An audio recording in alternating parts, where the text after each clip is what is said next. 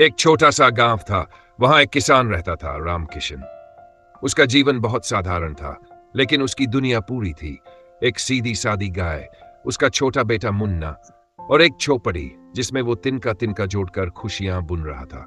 बरसात के दिन थे, खेतों में हरियाली थी और रामकिशन का बेटा बाहर मिट्टी में नाव चला रहा था। पास में उनकी गाय बंधी थी जो धीरे धीरे रंभा रही थी। रामकिशन ने बेटे को हंसते हुए कहा, मुन्ना देख, तेरी नाव बह रही है, इस साल फसल भी बाहर लाएगी। मुन्ना हंसते हुए बोला, और हम बहुत सारा दूध बेचेंगे ना बाबा। रामकिशन ने मुस्कुराकर जवाब दिया, हाँ बेटा, तेरी मां मक्खन बनाएगी और तू गोलू मोलू हो जाएगा। जिंदगी सादी थी लेकिन सच्ची थी। लेकिन वक्त हमेशा एक सा नहीं रहता।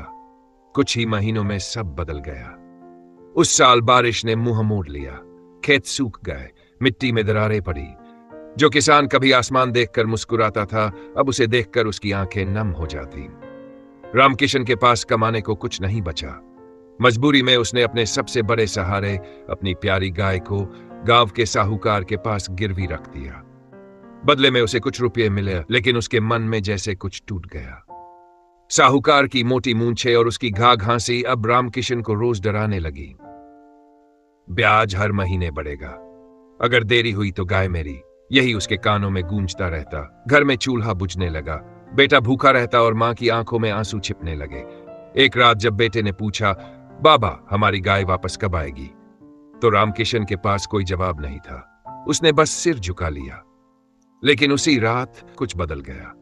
रामकिशन ने तय कर लिया, अब वो बस जी नहीं कुछ करेगा। अगली सुबह वो गांव के चौपाल में पहुंचा और सब किसानों को इकट्ठा किया। उसने कहा, हम सबको साहूकार ने अपने अपने हिसाब से दबा रखा है, पर अगर हम सब एक हो जाएं, तो क्या हम खुद का रास्ता नहीं बना सकते? गांव वाले पहले हिचके, फिर एक बुजुर्ग बोले, बात तो ठीक कह रहे हो रामू, कोशिश करने में क्या हर्ज है। रामकिशन की बात गांव वालों के दिल में उतर गई। एक एक करके सब खड़े होने लगे। कुछ करना होगा, वरना यही हाल रहेगा। बस फिर क्या, सबने मिलकर एक नई शुरुआत की। गांव से कुछ कोस दूर एक छोटी सी नदी बहती थी, सालों से बिन छुए, बिन काम की पड़ी थी। गांव वालों ने मिलकर उस नदी से अपने गांव तक एक नहर खुदाई। फावड़े चले, हाथों में छाले पड़े, लेकिन किसी ने हार नहीं मानी। कुछ ही हफ्तों में खेतों में पानी आने लगा। सूखी धरती फिर से मुस्कुराई और इस बार खेतों में फसल लहराने लगी। फसल से जो थोड़ा बहुत मिला, उसी से गांव वालों ने मिलकर थोड़े थोड़े पैसे इकट्ठा किए। और तभी एक आवाज गूंजी, अब हम बनाएंगे अपना दूध केंद्र।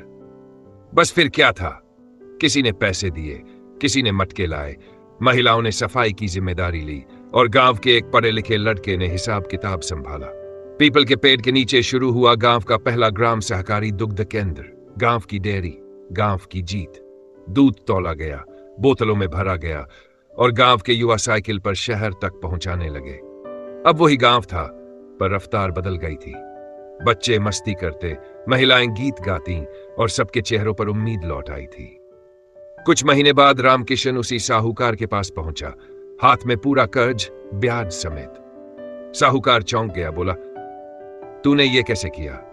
रामकिशन मुस्कुराया और बोला, चमत्कार किया, ना कोई जादू, ये है गांव की एकता और किसानी की सूझबूझ।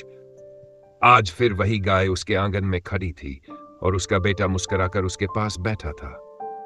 कहानी यही खत्म नहीं होती, क्योंकि जब किसान जागता है तो गांव जीतता है। जब गांव एक होता है तो कोई साहूकार उसे झुका नहीं सकता, और जब मेहनत में सूझबूझ जुट जाए तो हर खेत हरा होता है और हर जीवन भी। कहानी अच्छी लगी तो लाइक, शेयर और सब्सक्राइब जरूर करें। धन्यवाद।